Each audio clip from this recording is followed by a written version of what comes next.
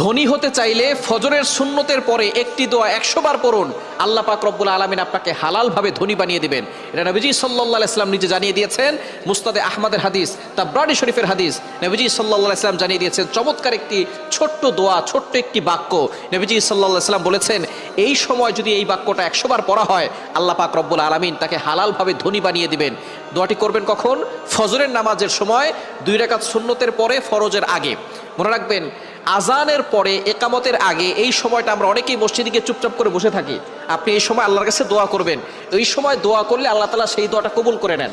আর দোয়াউ লা ইউরাদ্দু বাইনাল আযানি ওয়াল ইকামা, তিরমিজি শরীফের হাদিস, আবু দাউদ শরীফের হাদিস। আজান ও ইকামতের মাঝখানে দোয়া করলে সেই দোয়াটা কবুল ফিরিয়ে দেওয়া হয় না, সেই দোয়া কবুল করা হয়।